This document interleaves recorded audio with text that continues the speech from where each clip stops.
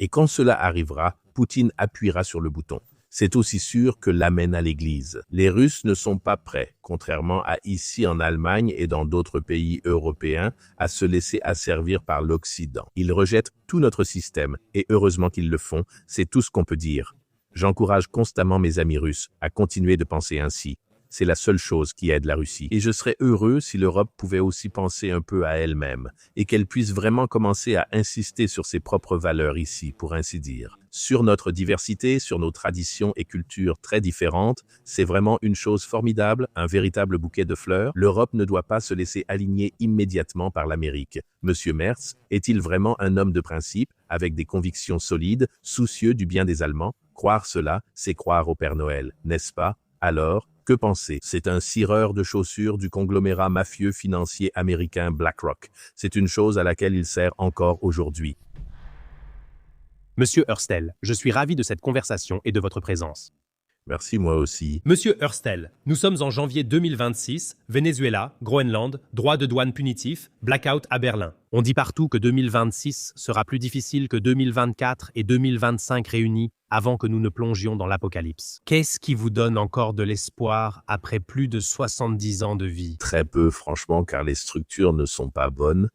Nous avons en Allemagne une sorte de quasi-opposition au Bundestag, qui n'est en réalité qu'un gouvernement sur le banc de réserve et qui ne s'oppose pas fondamentalement. C'est embarrassant et cela concerne aussi l'AfD. Elle est extrêmement embarrassante car je crois qu'aucun parti allemand n'a réagi de manière aussi honteuse au génocide à Gaza que l'AfD. Ce n'est qu'un exemple. L'AfD n'est pas ce qu'elle prétend, il n'y a pas ce qui est écrit sur l'étiquette.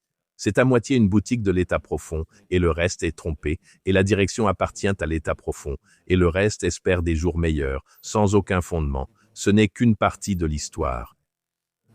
Mais ce qui est vraiment grave, c'est que, des gens comme moi ne trouvent pas de réseau ici en Allemagne.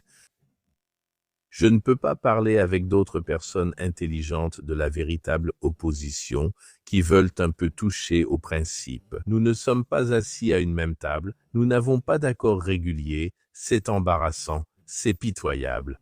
Mais le pire, c'est l'autre camp, donc les gens qui organisent maintenant toutes ces guerres, les pandémies, les mensonges sur la météo et tout le reste. Oui, ce sont des stratèges qui travaillent sur plusieurs générations.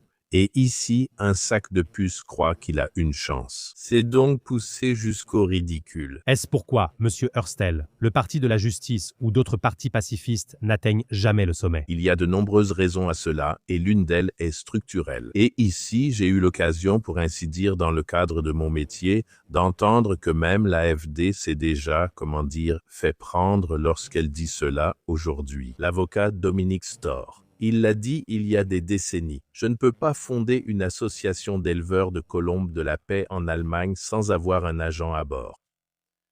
Donc tous les partis sont infiltrés. Je suis maintenant fondateur de parti à 3 reprises, je peux dire. J'ai étudié ce sujet en profondeur et les 2 premières fondations étaient complètement infiltrées. Et la deuxième, là, nous avions tout de même déjà 3500 membres et nous avons pu figurer sur 10 bulletins de vote malgré le sabotage de la politique. Lors de l'élection, c'était parfaitement clair, nous n'avions aucune chance. Avec 300 infiltrés parmi 3000 personnes, et parmi eux, il y en avait peut-être 5 qui étaient les têtes pensantes, cela suffit largement. Oui, c'était mon parti. Les autres sont encore plus mal lotis et ils n'ont aucun mécanisme interne, aucun règlement approprié pour virer ces types. Oui, et le plus grand et le plus brutal réveil atteindra l'AfD. C'est déjà évident parce que c'est là que résident les plus grands espoirs, même chez des membres très sympathiques que j'ai eu l'occasion de rencontrer personnellement. Et en fait, ils n'ont aucune idée de la façon dont l'autre camp agit. Et avec une telle, organisation, on ne peut évidemment pas faire d'opposition, c'est clair. Et s'il a la malchance pour l'Allemagne et cette organisation d'arriver au gouvernement, alors les gens auront une sacrée surprise, c'est-à-dire la couleur bleue comme dans Bal bleu, n'est-ce pas? Quand vous dites infiltration, c'est pareil maintenant. La raison pour laquelle le BSW avait par le passé des critères d'admission très stricts, justement pour ne pas être infiltré dès le début par plusieurs étrangers. Oui, C'est une très bonne question. Je vous remercie, Monsieur Assaoui, pour ces bonnes questions, mais c'est effectivement le cas. Quels sont donc les critères d'admission? Alors, le parti devrait avoir une stratégie fixe. Je vais le dire franchement, les personnes qui organisent la prochaine guerre mondiale, cette bande-là, cette bande de satanistes, eux, ils ont une stratégie, ils savent exactement ce qu'ils font et pourquoi, demain matin à 8 heures. C'est ce qu'on appelle une stratégie. Oui, et le BSW n'en a pas. Zéro. Je ne vois aucune approche stratégique, ni dans le programme, ni dans les statuts. Sur quoi voulez-vous maintenant examiner vos membres, s'ils sont gentils, compétents ou autre chose? Je n'en ai aucune idée. Et ensuite, il se passe ce qui arrive au BSW. Dans le Brandebourg, le groupe s'effondre. Tous ceux ayant déjà écrit SPD y retournent aussi. Donc, nous avons une situation totalement floue. Et puis, c'est aussi comme ça. Le BSW n'a pas non plus d'arbitrage raisonnable, n'a aucun moyen d'exclure rapidement les infiltrés, n'a aucune autorité au sein du parti. Chez nous, par exemple, c'est le président fédéral qui a le dernier mot, et si un autre président fédéral est en place et que ce n'est plus moi. Je veux dire, ma vie prendra fin un jour, je peux le prévoir, alors ce sera le suivant qui s'en chargera. Quelqu'un doit tenir la boutique en main, être responsable. Responsable veut dire que s'il ne fonctionne pas correctement, on le met dehors. Et ça, en principe, la base doit pouvoir le faire. C'est pourquoi c'est inscrit dans nos statuts. Si le président fédéral ne respecte pas les statuts, il doit partir. Oui. Ce sont donc des choses très claires, tout comme lorsqu'on veut les mettre en œuvre en politique. Lors des négociations de coalition, il faut bien avoir certains objectifs. Oui, et ensuite, nous voyons que le système fonctionne ainsi chez nous. Les partis racontent certes de jolies choses avant les élections, mais après, rien de tout cela ne se réalise. Parce qu'ils ont malheureusement eu la négociation de coalition et rien n'a été fait contre cela. Que fait-on alors? Étrangement, nous sommes le seul parti que je connaisse, le seul en Europe et peut-être le seul au monde, qui a dit « nous appliquons notre programme ». Notre programme de parti est le même que le programme électoral. Il n'y a pas un iota qui change. Et c'est aussi le même que le programme gouvernemental. On peut donc dire « oui, vos objectifs sont louables, mais je connais beaucoup de choses que la CDU, le SPD et d'autres pourraient critiquer ». Je dis « et alors ?» Eh bien, dans ce cas, nous ne gouvernons pas. Point final, nous faisons ce que nous avons dit ou nous ne le faisons pas. À Berlin, comme on dit si bien, alors faites votre sale boulot tout seul. Oui, c'est comme ça. Et les temps deviennent tellement mauvais que je suis à peu près sûr de cette prévision. Ce sera la non-politique du futur. Si nous en avons encore une, avec un gouvernement mondial, de petits cireurs de chaussures, des esclaves souriants seront pauvres mais heureux. Oui, tout est différent, mais ce n'est pas le monde où je veux vivre et je ne l'accepterai pas. vous avez vu, Monsieur Hurstel, de nombreux présidents américains aller et venir. Donald Trump est-il un forcené irrationnel ou ne fait-il pas simplement remonter brutalement à la surface tout ce qui existait déjà auparavant? Avant, c'était simplement emballé de façon plus polie ou masqué moralement avec des termes marketing. Je suis fermement convaincu que les démocrates auraient agi de la même manière dans tous ces conflits. Parce qu'ils ont largué des bombes sur la Libye, mais on dit aux gens sur place qu'ils le faisaient pour la liberté, ce qui n'est pas vraiment une manière honnête non plus. Peut-être que tu es assis là en pensant « ceux d'en haut sont responsables. L'État va s'en occuper pour moi d'une manière ou d'une autre. » Mais la vraie question est « combien de temps veux-tu encore attendre pendant que d'autres décident à quoi ressemble ta vie ?» La vérité qui dérange, c'est que personne ne viendra te sauver. Et 2026 va tout accélérer pour tout le monde. J'ai travaillé des années dans le système, comme enseignant, comme fonctionnaire, comme employé, et j'ai compris ce qu'il faut changer pour ne pas rester coincé dans le système. Et c'est là que réside ta chance. Si tu es prêt à faire le ménage en toi et que tu veux enfin comprendre pourquoi l'argent reste compliqué pour beaucoup, même s'ils font tout correctement. Si tu veux reprendre le contrôle et dormir plus sereinement le soir, alors nous t'invitons. Samedi, le 7. Le 7 mars à 11 h, Balthazar Becker et moi parlerons de la façon dont tu peux passer pas à pas de l'impuissance à la liberté financière. Et tout cela, non pas avec des promesses kamikazes rapides, mais avec clarté, structure et un chemin qui te rend libre intérieurement et financièrement. Le webinaire est gratuit, le lien se trouve en bas dans la description. Si tu ne veux pas simplement regarder l'année 2026 passer, alors prends une décision maintenant. Des gens meurent pour la liberté sans l'avoir choisie.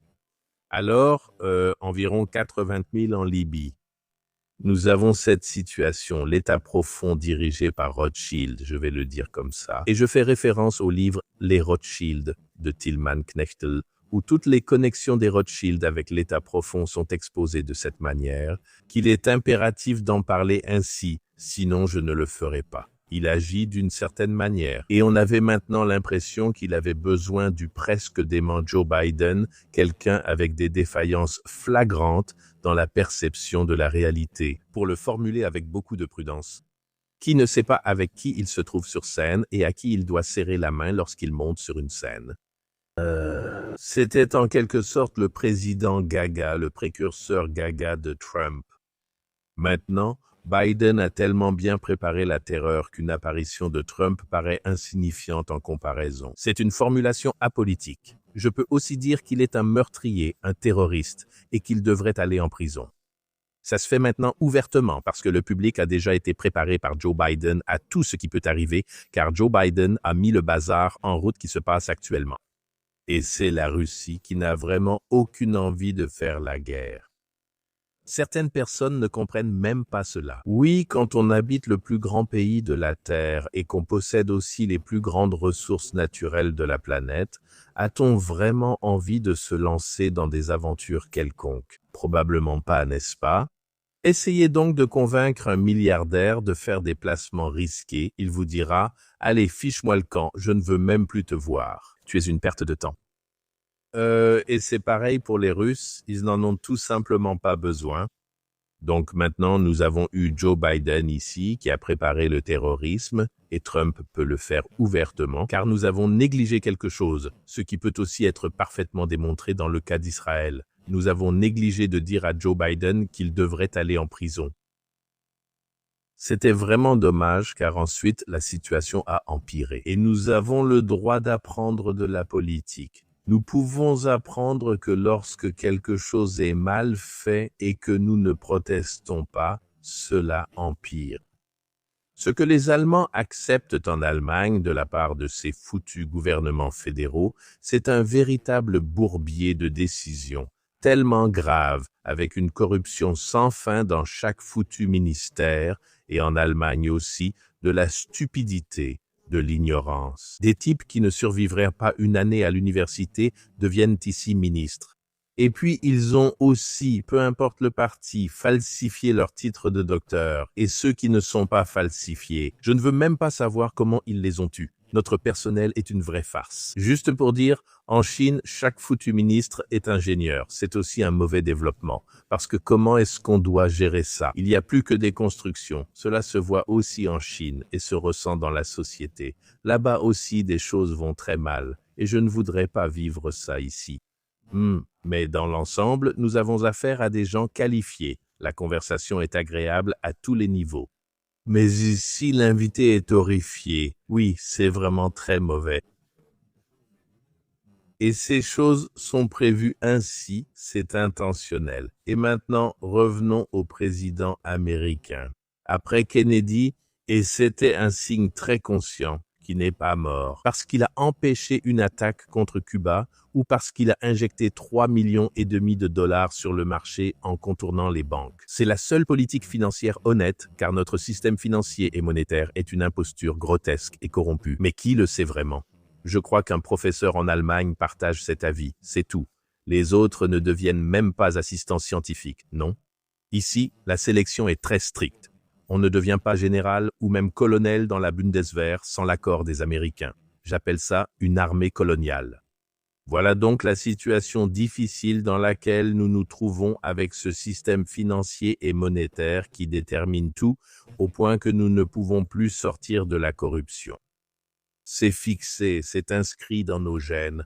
Nous ne connaissons pas de vie sans intérêt. Cela n'aide en rien d'être chrétien. Et j'ai vraiment un passé chrétien avec 300 ans de pasteur protestant avant mon grand-père. Et cela, sans interruption en plus. Si je dis maintenant, les musulmans et le Coran, il y a l'interdiction de l'usure, il y a l'interdiction de la spéculation. C'est sage. Et nous pouvons écouter cela sans avoir à renoncer à la moindre parcelle d'un magnifique christianisme. Pas du tout. Nous pouvons adopter des idées de vie intelligentes et sages. Il n'y a aucune honte à faire mieux que ce que l'on fait actuellement. Nous n'avons aucun système pour faire cela. Nous ne pouvons même pas sauver notre argent liquide. À l'instant, le petit journal du cartel Die Zeit a présenté les deux activistes attaqués parce qu'ils ont osé défendre ici l'argent liquide. On les présente comme des complotistes. Je peux vous dire que pour moi, aujourd'hui, être complotiste, c'est un titre de noblesse, car c'est le praticien de demain. Il aura raison. Très bien. Excusez-moi. Donc, les présidents américains, une succession de corruption. Kennedy n'a donc pas été assassiné à cause de Cuba ou de son histoire d'argent, mais parce qu'il voulait empêcher l'armement nucléaire d'Israël. Ces indices sont clairement sur la table. J'en ai largement parlé, et c'est le sujet. Et après cela, plus personne n'a osé faire de telles choses. Et Trump, qui est arrivé en fanfare contre l'État profond et tout le reste. Donc, celui qui croit ça croit aussi au Père Noël, ou comment dire, on peut croire au Père Noël, mais il ne faut pas lui confier les affaires, n'est-ce pas?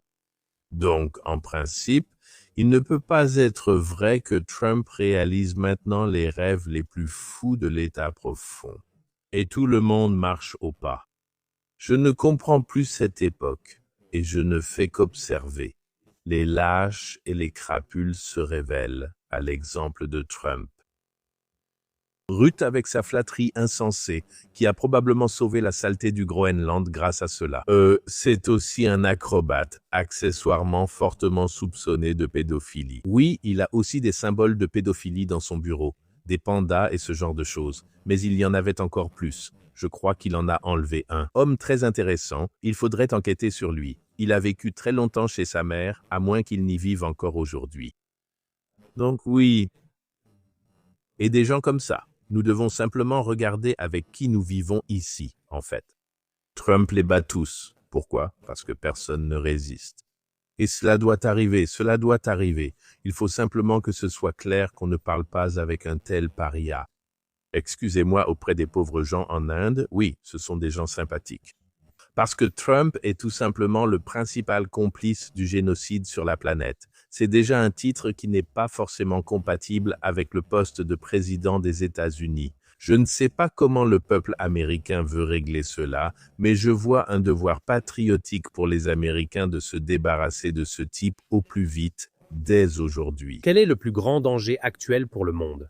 Monsieur Hurstel, est-ce cette nouvelle brutalité des prédateurs? Je parle de l'ancien ordre occidental auquel on nous a fait croire pendant des décennies, valeurs, morale. Nous nous sommes mentis à nous-mêmes. Regardez le dernier discours du Premier ministre canadien à Davos, de Carney. Il l'a confirmé mot pour mot. Au final, nous avons aussi couru après l'illusion de ce mensonge. Parce que, bien sûr, les États occidentaux en ont profité. Donc, les deux parties semblent ici être profondément hypocrites. Oui, monsieur Azabi, je ne peux que vous approuver. Tout ce système est corrompu, hypocrite, meurtrier, criminel, de A à Z. Ils le sont tous, y compris le gouvernement fédéral. Nous avons en Allemagne, pour y revenir, la situation juridique selon laquelle chaque ministre fédéral est responsable de l'ensemble de la politique du gouvernement fédéral.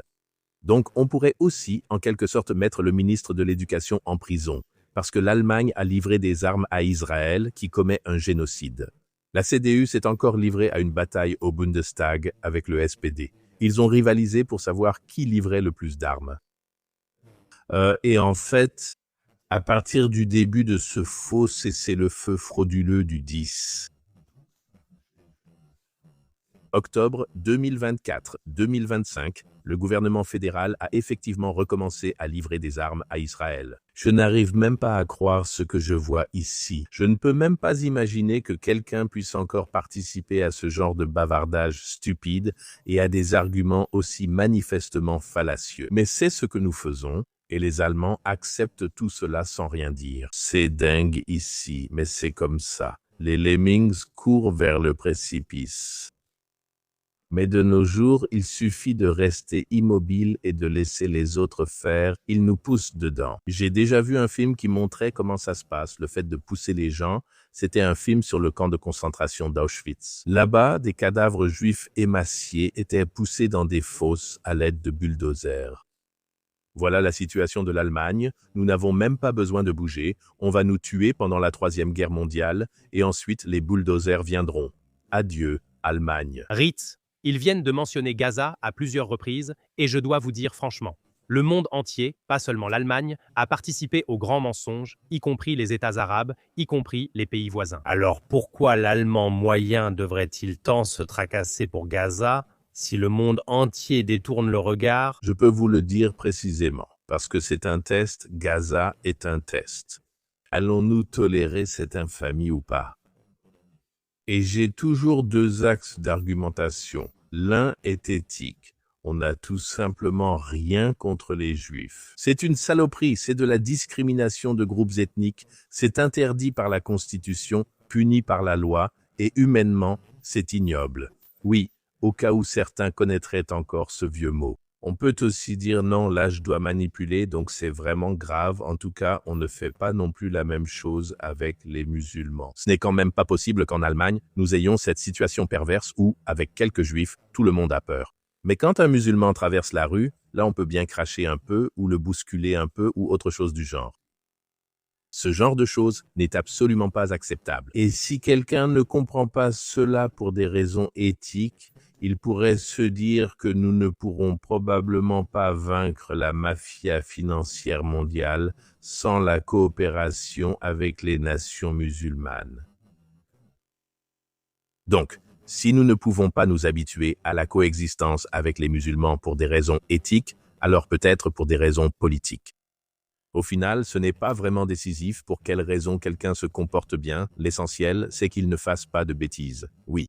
Donc, nous avons cette situation ici. Nous vivons dans une situation complètement bloquée. Le système nous met à l'épreuve. Nous sommes en train de tuer un peuple dans les circonstances les plus répugnantes et les plus invraisemblables, que nous cachons bien sûr à la grande masse, pour ainsi dire. C'est pourquoi je conseille à nos spectateurs ici, qui sont, ceux qui s'intéressent aux faits, pour le formuler ainsi. Allez sur ce qu'on appelle le QNN, en abrégé News Network, c'est une organisation de presse proche des Palestiniens. Et eux ont accès à quelque chose qu'on appelait autrefois en Allemagne des journalistes citoyens.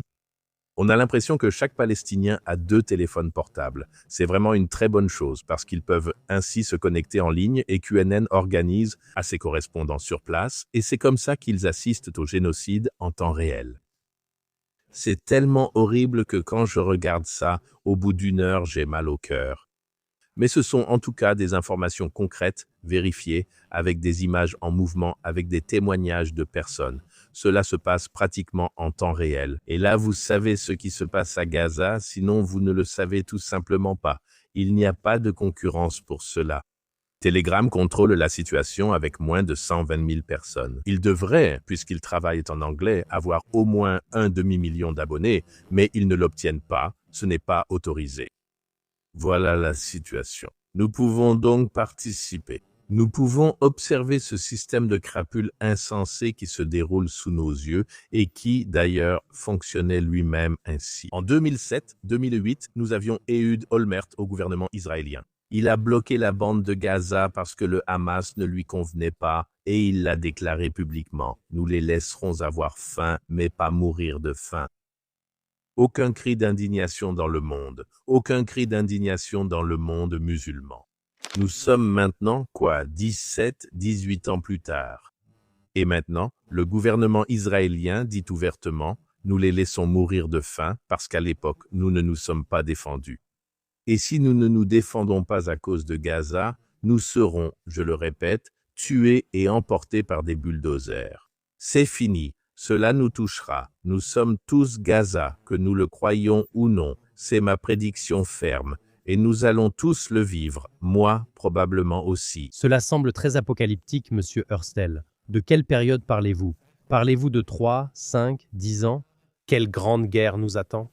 Je veux dire, j'ai déjà vu beaucoup de scénarios catastrophes sur cette chaîne. Mais que nous soyons balayés par un bulldozer, cela dépasse un peu mon imagination.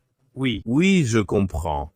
Je vais essayer de stimuler un peu votre imagination, tout simplement parce que nous avons quelque chose de vraiment formidable. Nous avons la RAND Corporation américaine, c'est le groupe de réflexion du Pentagone.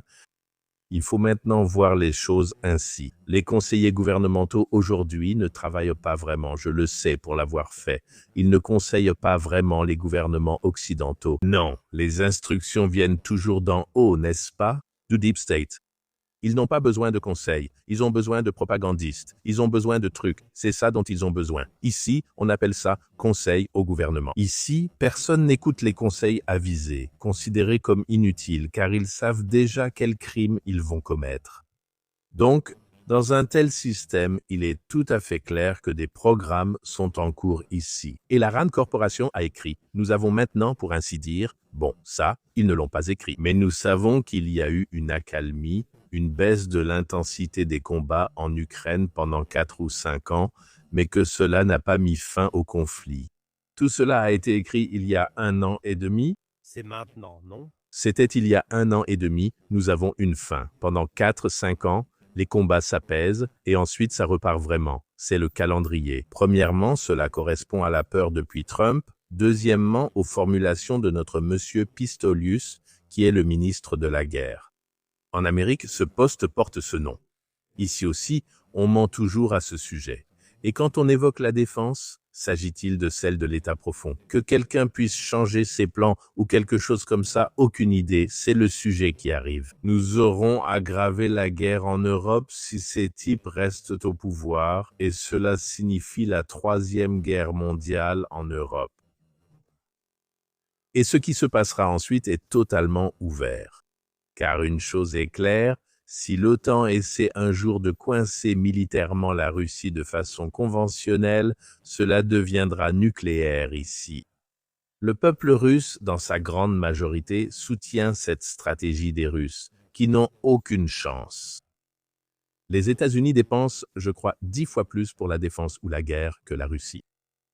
Et l'OTAN s'ajoute bien sûr à cela, donc aussi les Européens, les Canadiens et ainsi de suite. Donc, la Russie n'a donc pratiquement aucune chance sur le plan conventionnel. C'est un peu mieux maintenant parce que la Russie est une armée immense, bien entraînée et dirigée de manière cohérente. Le colonel Douglas MacGregor vient de dire dans sa dernière interview avec le professeur Glenn Deason que l'OTAN est un vrai foutoir, composé de nombreux petits pays qui font tous leurs propres affaires au sein de l'OTAN. Ce n'est pas une troupe, et s'il y a une guerre, cela deviendra difficile. Je pense qu'on peut compenser cela avec la puissance des Américains, s'ils participent. Sans eux, inutile d'en parler, nous sommes fichus. Ouais. Donc, si cela devient vraiment une guerre de l'OTAN contre la Russie, alors les Américains seront à eux seuls tellement puissants qu'ils pourront, avec l'aide des troupes européennes, toucher la Russie en plein cœur, pour ainsi dire. Et si cela arrive, Poutine appuiera sur le bouton. C'est aussi sûr que l'amène à l'église. Les Russes ne sont pas prêts, contrairement à ici en Allemagne et dans d'autres pays européens, les gens à se laisser asservir par l'Occident. Ils rejettent tout notre système et heureusement qu'ils le font, c'est tout ce qu'on peut dire. J'encourage constamment mes amis russes à continuer de penser ainsi. C'est la seule chose qui aide la Russie. Et je serais heureux si l'Europe pouvait aussi penser à elle-même et pouvait réellement commencer, pour ainsi dire, à défendre ici ses propres valeurs. Sur notre diversité, sur nos traditions et cultures très différentes, c'est vraiment quelque chose de formidable, un bouquet de fleurs, l'Europe. Et nous ne devrions pas nous laisser uniformiser par l'Amérique. Tout simplement. J'avais l'impression, monsieur Hurstel, ces derniers mois, ces dernières années, que Donald Trump et Vladimir Poutine s'entendaient à merveille. Oui, c'est le cas. Il y aura probablement bientôt la paix, au lieu de continuer à provoquer les Russes et risquer une guerre mondiale. Oui, vous avez raison, c'était l'espoir. Et maintenant, nous devons voir comment cela fonctionne. Ni M. Trump, ni Joe Biden n'ont gouverné, Trump non plus. L'un était fou, l'autre est plutôt sain d'esprit, même très sain d'esprit. Mais malheureusement, aucun des deux n'a quoi que ce soit à dire en Amérique. Ce sont les autres qui décident, c'est le système, et c'est Rothschild qui décide. Et le système mondial. Comment se fait-il que nous ayons une fraude du coronavirus à l'échelle mondiale et que les Chinois l'ont déclenché et que le reste du monde a suivi? Là aussi, c'était déjà orchestré, la future puissance dirigeante mondiale. C'est très simple, pas besoin d'avoir fait des études, c'est la Chine. Voilà. Comment allons-nous enterrer l'Amérique? C'est très simple, on l'isole et ensuite on le détruit. Et c'est Trump qui s'en charge, il le divise de l'intérieur, de sorte qu'il n'y ait plus vraiment d'Amérique, plus vraiment d'États-Unis. C'est une nation complètement divisée, 50-50. Et cela ne fait qu'empirer, et Trump pousse cela jusqu'à des situations quasi guerrières, pas seulement au Minnesota. Et avec quelle méthode répugnante? Tout est sur la table. Voilà où nous en sommes maintenant. Nous devons savoir que tout cela est en quelque sorte planifié à l'avance. Nous sommes donc censés essayer quelque chose avec M. Trump maintenant. Et Trump est le premier président de l'histoire américaine à avoir invité un autre collègue, un autre chef d'État important à la Maison-Blanche et n'a pas pu maintenir l'invitation. Il a invité 2 fois Poutine à lui rendre visite à la Maison-Blanche et cela n'a rien donné. Il l'a annoncé publiquement, il voulait voir Poutine à la Maison-Blanche et il n'a pas pu formuler l'invitation. Avant sa première élection en 2016, il a dit « Je veux m'entendre avec la Russie et on pourra faire quelque chose de bien et je veux rencontrer Poutine ». Il a fallu 1 an et demi après l'entrée en fonction de Donald Trump pour qu'il puisse enfin rencontrer Poutine en personne. Et puis il a osé s'asseoir avec Poutine sans les surveillants. Et ensuite, les grands médias cartelisés aux États-Unis ont titré « Trump vend les États-Unis à la Russie ». C'est ça le système. Là, nous l'avons vu à nu. Et c'est comme ça. Et Trump ne doit pas aller jusqu'au bout. Il ne doit plus faire une offre raisonnable aux Russes, il doit sortir des phrases dilatoires. Ensuite, il envoie son Witkoff qui assure aux Russes que Trump les aime toujours. Mais Trump ne peut pas livrer, il ne peut pas fournir les bases d'entrée pour un cessez-le-feu. Quelles sont ces bases? Actuellement, les Russes ont pratiquement acculé l'Ukraine. Elle ne peut plus agir, seulement perdre.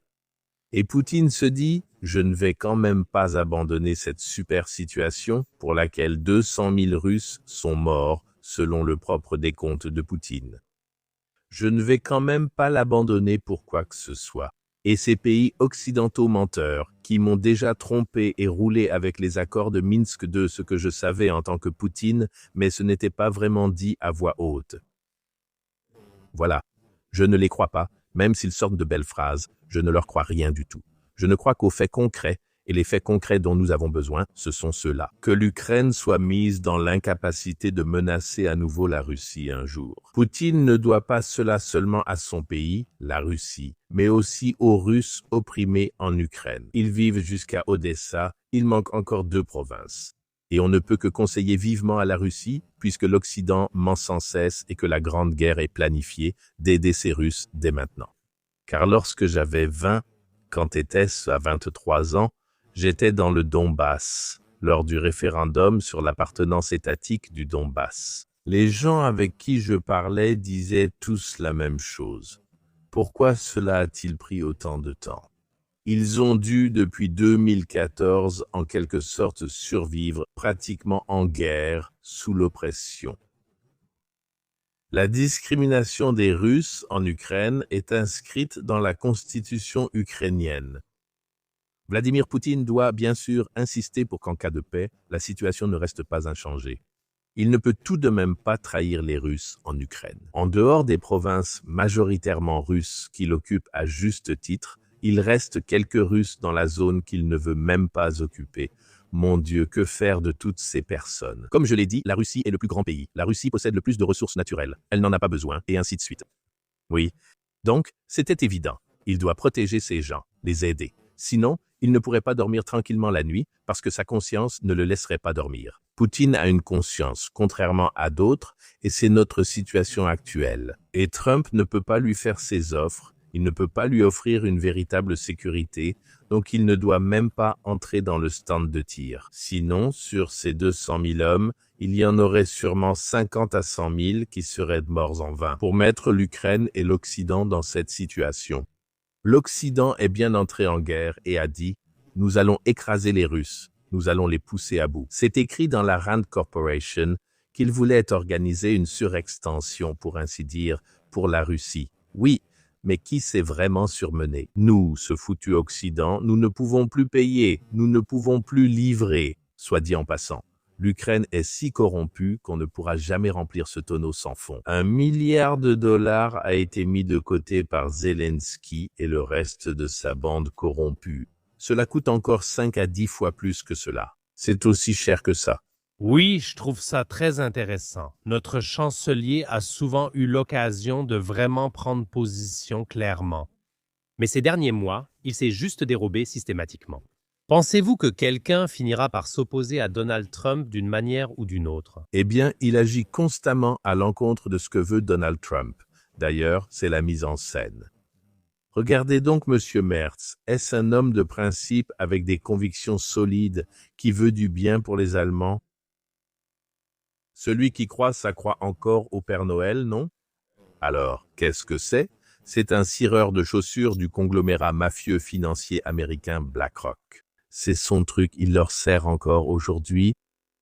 Et ses officiers supérieurs viennent de ce milieu, et ils lui disent très clairement ce qu'il doit faire. L'Europe doit se séparer des Américains, car séparés, on sombre le plus rapidement. L'Allemagne est de toute façon le bouc émissaire, n'est-ce pas? L'Allemagne est donc le pays le plus fort d'Europe et possède un trait de caractère. Ce trait, c'est que le vol lui déplaît profondément. Voilà pourquoi on nous en veut depuis plus de 100 ans. Oui, nous sommes des gens qui aimons avoir de bons contacts avec les autres peuples. Les Allemands sont depuis des décennies les champions du monde du tourisme. Nous voyageons le plus et la plupart d'entre nous s'intéressent un peu ou même beaucoup aux cultures des gens que nous visitons pendant nos vacances. Cela crée parfois des liens personnels très étroits. Nous sommes très ouverts, nous sommes très constructifs, nous aimons l'ordre, nous aimons la décence, nous aimons la bonne qualité. Tout ça, c'est de la merde pour le vol. Désolé, ils n'aiment pas ce genre de choses. Un peuple comme ça doit être puni, et nous sommes incroyablement travailleurs et assidus. Monsieur Merz exagère, il ignore que de nombreux Allemands sont, selon lui, affectés par les vaccins et souvent malades. C'est pourquoi il ne veut pas le dire, il n'a pas le droit de le dire. Monsieur Merz n'a absolument rien à dire en Allemagne. S'il se passe quelque chose, il doit consulter ses officiers supérieurs ou répondre jusqu'à ce qu'il reçoive un ordre, et ensuite, il exécute. Il n'a jamais rien fait de fondamental tout seul. Il a été évincé par Madame Merkel parce qu'il a pris la bonne décision concernant le vol. Que Madame Merkel soit la personnalité la plus forte, elle endort tout le monde avec ses discours répugnants, et pendant ce temps, elle commet ses crimes. C'est le système Merkel. Merz n'en est pas capable. Avec lui, personne ne s'endort. On sait qu'il est nerveux, instable et qu'il n'a rien à dire.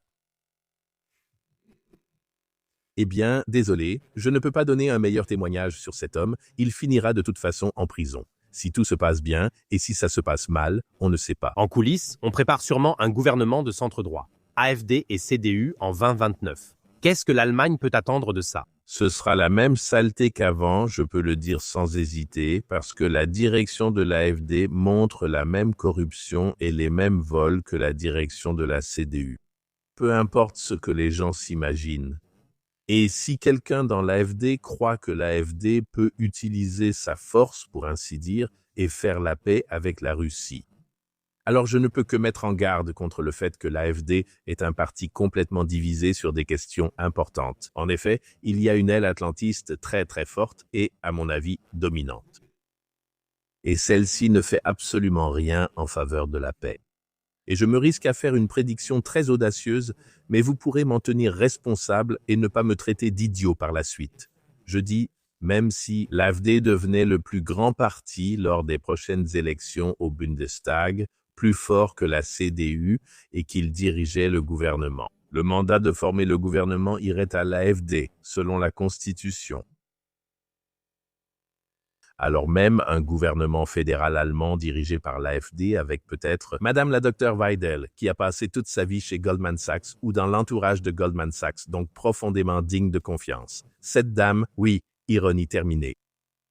Elle mènerait l'Allemagne à la guerre contre la Russie si Diebstahl le souhaite, et il a déjà exprimé ce souhait. Nous ne vivons tout de même pas nulle part. Nous avons le droit de savoir. Nous avons le droit de savoir que Ram Corporation n'est pas un comité consultatif. Mais ce sont eux qui décident de la direction à prendre, point final, et ensuite on suit cette direction. Et sinon, il faut qu'un président se prenne une balle dans la tête, pas seulement une éraflure à l'oreille. Et nous devons aussi comprendre ceci. Monsieur Trump a déclaré que Dieu l'a sauvé, et il est maintenant, pour ainsi dire, président des États-Unis par la grâce de Dieu. Ai-je, ne serait-ce qu'une seconde, approuvé sa politique, qu'il demande au bon Dieu avant de décider, ou prétend-il sérieusement avoir demandé au bon Dieu quand il est devenu le principal complice du génocide? Il a demandé au bon Dieu, que ce soit au Groenland, au Venezuela, en Iran, peu importe. Quand il a chassé Assad avec le MI6, le Mossad et les Turcs, la situation actuelle en Syrie est pire qu'à l'époque d'Assad. Maintenant, beaucoup de gens nous regardent, Monsieur Hurstel, et disent que le centre-gauche a complètement échoué ces dernières décennies. Maintenant, pour la première fois, nous avons un parti d'opposition comme l'AfD. Je leur donnerai ma voix la prochaine fois, car il faut que les choses changent. Donnez de l'espoir à ces gens. Sinon, comment un vrai changement peut-il arriver? Oui, si vous continuez à travailler ainsi, vous pouvez aussi directement apporter de l'huile pour le bulldozer. Oui, si nous continuons à voter comme ça en disant oui, il faut bien essayer maintenant. Et il mérite aussi un peu de confiance et tout ça. Oui, tout ça c'est de la propagande à la con. Et soit dit en passant, c'est aussi fortement encouragé par l'État profond. Qu'on couvre de telles conneries, il faut vraiment regarder qui veut vraiment faire ce qui est juste. C'est génial. On n'entend pas que du mal de l'AfD, mais honnêtement de la SPD et de la CDU, je n'entends pas non plus que du mal. La vraie question c'est, qu'est-ce qu'ils font une fois élus? Ici, les Allemands se sont habitués aux mensonges. Vous souvenez-vous de ce qu'a dit Merkel? L'électeur n'a aucun droit à la réalisation des promesses électorales. Merkel. Citation originale. Est-ce qu'un type de la CDU a arrêté de voter CDU à cause de ça? Non. Ces gens veulent aller droit dans le mur, alors laissons-les faire. Mais si vous me demandez si je pourrais encourager là-dessus, je ne peux dire qu'une chose. Ayez le courage d'affronter ce qui dérange. Ayez le courage des analyses claires qui disent que tous mentent. Je ne connais aucune direction de parti honnête en Allemagne à part la nôtre. Pourquoi? Nous sommes les seuls à dire ce qu'il en est vraiment. Et nous sommes les seuls à tenir fermement, de manière inébranlable, à notre programme et à nos statuts. Constatez que nous ne pouvons pas tricher, ce n'est pas possible. Cela n'existe dans aucun autre parti comme ça. Et si les gens tiennent absolument à aller droit dans le mur, s'ils tiennent absolument à être déçus, alors continuez exactement comme ça. Et malheureusement, l'un des pires partis, c'est l'AfD. Pourquoi? Parce qu'elle est nouvelle. Beaucoup veulent encore s'enrichir en politique. Beaucoup sont très faibles. Des gens qui, à la moindre demande de vol, cèdent immédiatement et font ce qu'on leur dit, ce qui est ordonné. Et c'est une histoire très inquiétante d'essayer d'empêcher la guerre mondiale avec un nouveau parti aussi instable, incapable de résister à l'infiltration. Je peux seulement dire joyeux bulldozer. Peut-être que tu es assis là en pensant que ceux d'en haut sont responsables. L'État va sûrement régler ça pour moi d'une manière ou d'une autre. Mais la question décisive est, combien de temps veux-tu encore attendre pendant que d'autres décident à quoi ressemble ta vie? La vérité qui dérange, c'est que personne ne viendra te sauver. Et 2026 va tout accélérer pour tout le monde. J'ai travaillé des années dans le système, comme enseignant, comme fonctionnaire, comme employé, et j'ai compris ce qu'il faut changer pour ne pas rester coincé dans le système. Et c'est là que réside ta chance, si tu es prêt à faire le ménage en toi et que tu veux enfin comprendre pourquoi l'argent reste compliqué pour beaucoup, même s'ils font tout correctement. Si tu veux reprendre le contrôle et dormir plus sereinement le soir, alors nous t'invitons. Samedi, le 7 mars à 11 h, Walter Sarbecker et moi parlerons de la façon dont tu peux, étape par étape, passer de l'impuissance à la liberté financière. Et tout cela, non pas avec des promesses kamikazes rapides, mais avec clarté, structure et un chemin qui rend libre intérieurement et financièrement. Le webinaire est gratuit, le lien se trouve en bas dans la description. Si tu ne veux pas simplement regarder 2026 passer, alors prends une décision maintenant. Parlons un instant du Groenland, Monsieur Hurstel. Il circule actuellement la thèse selon laquelle le Groenland ne serait pas seulement convoité pour ses ressources, mais serait délibérément envisagé comme un espace futur sans loi, pour des supercentres de calcul, pour l'infrastructure de l'IA, pour le pouvoir numérique. Est-ce une théorie du complot ou simplement la prochaine étape logique à l'ère numérique? Vous devez imaginer cela comme une véritable épidémie. C'est l'épidémie de l'absence de droit qui se répand dans le monde entier. Partant de Gaza et de cette situation insensée, qu'un État terroriste défaillant comme Israël, un État dans lequel 60 à 80% des citoyens soutiennent les mesures meurtrières d'Israël contre la population palestinienne. Un tel État est inacceptable, il faut le dissoudre, sinon le problème persistera. Cela a désormais été accepté mondialement. Tout le monde se tait, même la Russie se tait, la Chine se tait, personne ne fait rien. Le monde islamique entier, c'est pour ainsi dire, je ne veux offenser personne, mais ils se sont tournés vers la Mecque et font tout autre chose que ce qui est écrit dans le Coran. C'est juste en passant. Ils font aussi tout autre chose que ce qui est écrit dans la Charte des Nations Unies. Nous n'avons même pas besoin d'en parler. Nous savons bien qu'aucun membre de l'ONU ne respecte la Charte des Nations Unies. C'est là que nous vivons. Donc, maintenant, nous avons installé Gaza, tout le monde regarde ces meurtres, plus ou moins joyeusement. Et maintenant, nous élargissons simplement la zone d'absence de droit. Le Groenland s'y prête énormément. Il y a très peu de gens, ils sont habitués à l'oppression. Ce que le Danemark a fait subir aux Groenlandais est impensable. Heureusement, ma fille a étudié ça un peu à l'université, elle est très travailleuse. Et alors, qu'est-ce que ça a donné? Les Danois ont essayé de rendre les femmes du Groenland stériles avec leurs traitements médicaux. Ils ont perturbé le système familial des Groenlandais. Que se passe-t-il là-bas? On échange des enfants entre eux, tout simplement parce qu'il faut s'assurer qu'ils puissent être nourris. Et on veille alors à ce que les enfants aillent dans des familles où ils trouveront sûrement de la nourriture. C'est un système absolument merveilleux, profondément tourné vers la vie. Quand était-ce? Donc, c'était C'était au cours des derniers siècles. C'est une tradition dans cette région froide. On sait aussi que les Esquimaux échangent leurs femmes. Il s'agit de matériel génétique qui doit rester sain, il s'agit de la variabilité parmi les gens.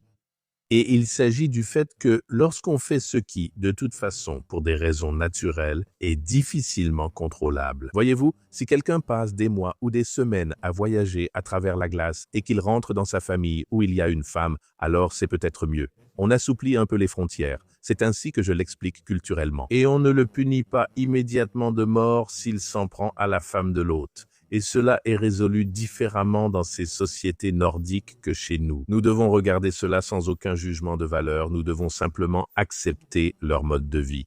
Et qu'a-t-on fait au Danemark? On a attaqué ce système, on l'a perturbé et en partie détruit, et ainsi on a détruit des personnes. Le Danemark a finalement aussi essayé en partie de mal gérer sa colonie, le Groenland, et de l'ébranler jusqu'au cœur. Voilà la situation. Ils ont maltraité le Groenland, mais les Groenlandais restent un peuple très intelligent et qui pense et vit de manière très organique.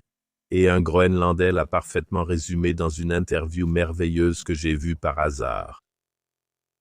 Nous ne sommes pas très proches de l'Amérique, dit-il, et avec Trump, nous avons des inquiétudes. Il n'est pas correct. Un homme très simple, il a vraiment fait de gros efforts pour l'exprimer en anglais et il a presque réussi. Ils sont très affectueux et travailleurs et ils disent que leur sentiment n'est pas bon. Nous ne sommes pas à l'aise avec M.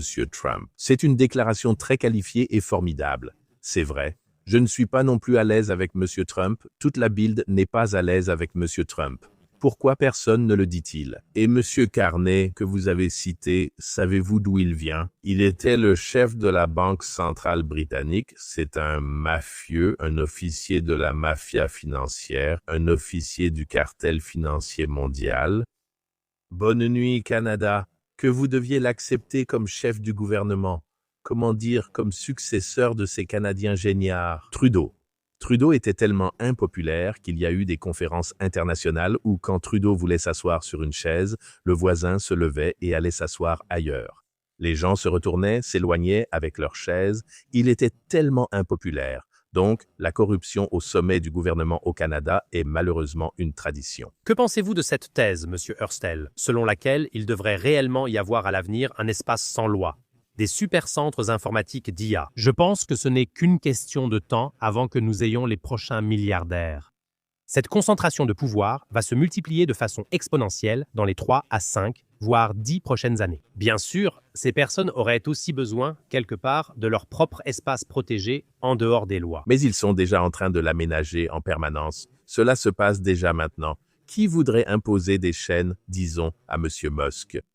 Il apparaît, quand il le souhaite, en jean et en bottes sur la scène du Forum économique mondial à Davos et débite ses idioties absurdes, et il est aussi le seul à rire grassement de ses propres jeux de mots. Je ne veux même le répéter, c'est trop embarrassant. Et ils veulent évidemment agrandir ces espaces. J'appelle ce genre de milliardaires à répétition les nouveaux pharaons. Parmi ces pharaons, il y a une famille de pharaons d'élite. Ce sont les Rothschild. Ils sont tout simplement beaucoup plus riches que tous les autres. Oui. Il est difficile de faire mieux, et ils contrôlent toutes les connexions. Et ce que nous vivons actuellement, c'est que nous sortons des cadres juridiques, mais surtout des cadres de principe. C'était pourtant la loi suprême depuis des centaines d'années, l'habeas corpus. Cela signifie, traduit du latin, que tu dois avoir la maîtrise de ton propre corps. Le fait que nous ayons le droit à l'autodétermination sur notre propre corps est un principe constitutionnel fondamental. C'est en fait le signe même de la civilisation. Et qu'avons-nous fait? Nous avons tout simplement contourné cela avec le coronavirus. Des inconnus incapables de compter jusqu'à 3 tant ils sont corrompus. Ils nous ont fait des choses pareilles, et oui, nous avons laissé faire sans les mettre en prison. Ce genre d'absence de droit, ce genre de mépris pour toute éthique humaine va et doit s'étendre. Nous avons des gouvernements musulmans, et je conteste qu'il y ait de bons musulmans là-dedans. Nous avons ici un monde chrétien, nous avons même des partis qui se disent chrétiens, mais ils ont autant à voir avec le christianisme qu'une vache avec le chant d'opéra. Ce n'est tout simplement pas un monde qui a de l'avenir, à cause de l'absence de principe et parce qu'il ne fait qu'apporter de la saleté partout où il agit. C'est un courant qui mène toujours en enfer. Celui qui veut faire le bien doit s'y opposer. Je ne vois pas cela. Et ainsi, ces zones de non-droit s'étendent jusqu'à ce que quelque chose devienne réalité, alors que cela existe déjà depuis longtemps. Ce sont tous les plans dès 2030 et ainsi de suite. L'abolition complète des libertés civiles, la soumission totale de tous les individus, et finalement la destruction des possibilités d'épanouissement individuel, en implantant de force des puces aux gens qui leur permettraient alors de travailler plus vite, de mieux traduire, de parler des langues étrangères, d'avoir plus de connaissances, tout cela. Le célèbre auteur américain Christopher Paolini, je crois que c'est le seul auteur à succès que le New York Times ait jamais bloqué. D'où a-t-il été exclu? Ce n'était pas le New York Times, mais Twitter qui l'a expulsé. Et qu'a-t-il écrit? Il a décrit un monde, dans son dernier roman qui s'appelle Infinitum en français. En anglais, son titre est bien plus beau et lié à la poésie. En allemand, cela semble inconnu ou oublié. Ça s'appelle Dormir dans une mer d'étoiles. Dormir dans une mer d'étoiles. Et là, il a raconté quel genre de société c'est où les gens, pour avoir un bon travail, doivent normalement être pucés dans le cerveau. Et puis, ils sont activés dans des bases de données, et ce sont d'autres personnes qui décident si Monsieur Muller, avec sa puce dans la tête, a encore accès à la base de données X-Sigler. Et s'il n'a plus accès, alors il devra bientôt aller pelleter la neige dehors, et il perdra son emploi. C'est le monde dans lequel nous vivrons alors. D'autres décident, en une seconde, si cet individu, Müller, Mayer, Hurstel, leur plaît encore. Et celui qui ne se fait pas implanter de puce, eh bien, il est né pour pelleter la neige. Dès le début, c'est comme ça. Donc c'est le monde qui nous attend. Christopher Paolini l'a dit si joliment et aussi si simplement, sans grand tapage, sans exagération, ni dire que c'est terrible, n'est-ce pas? Il l'a simplement décrit, expliqué comment ça fonctionne, de sorte qu'on se dit « oui, cet homme a bien compris, c'est comme ça que ça va se passer ». Maintenant, beaucoup de gens nous regardent, Hurstel, et se demandent « d'accord, où puis-je m'enterrer vivant ?» Ce scénario est tellement sombre, tellement apocalyptique. Donnez-nous, pour conclure, 3 recommandations d'action concrètes et positives pour acquérir souveraineté et clarté dans ce monde très fou, rapide et fragmenté. Ce n'est pas si difficile. Ce que j'ai dit était terrible, mais il y a de l'espoir. Et mes chers amis, cet espoir est en vous-même. C'est là que nous commençons. Nous prenons notre cœur au sérieux. Nous prenons nos sentiments au sérieux. Le petit prince a dit un jour On n'est responsable de rien dans le monde, sauf de ce qu'on a apprivoisé. Nous sommes responsables des personnes que nous avons apprivoisées. C'est notre monde. Et dans ce monde, nous avons l'amour, nous avons l'espoir, et nous les protégeons, et nous en sommes capables. C'est le deuxième point où nous regardons autour de nous. Où sont donc les bons principes? Pour moi, excusez-moi, je suis tout simplement accablé par le sang. C'est ça le christianisme, et si Dieu est pour d'autres, il peut y avoir autre chose. Pour les musulmans, il y a leur merveilleux Coran et leur fantastique prophète Mahomet. Pour les juifs, il y a la merveilleuse Torah et Abraham merveilleux. Et pour les autres, il y a autre chose. Occupez-vous des systèmes de valeurs qui vous sont familiers et que vous avez adoptés, et vivez selon eux. Enfin, le troisième et dernier point. Et ensuite, veillez à ce que toute la société soit dirigée par des personnes guidées par de tels principes. Et tous les autres types qui racontent n'importe quoi et ne tiendront aucune de leurs promesses, virez-les. Alors nous serons en sécurité, c'est possible, c'est faisable, ce n'est pas fou, il suffit juste de le faire. Et mon conseil sincère, c'est de commencer aujourd'hui par s'apprécier soi-même, se respecter et veiller à vivre et être traité de cette manière. Monsieur Hurstel, merci pour ces mots de conclusion remarquables. Par moments, j'en ai eu la chair de poule. Quand on sait qui veille sur nous, il n'y a pas à s'inquiéter. Merci aussi de nous avoir secoués. Il y avait vraiment beaucoup de bonnes idées que je vais vraiment repenser par la suite. À vous et à votre famille, je vous souhaite le meilleur. Merci beaucoup à vous aussi. Et je dirais pour finir, nous pouvons avoir confiance, nous pouvons faire confiance aux bonnes forces, à Dieu. Il veut notre bien, il ne veut rien de mal pour nous, mais nous devons aussi avancer. Merci beaucoup pour cette excellente interview qui a été un moment particulier dans mon parcours. Merci beaucoup.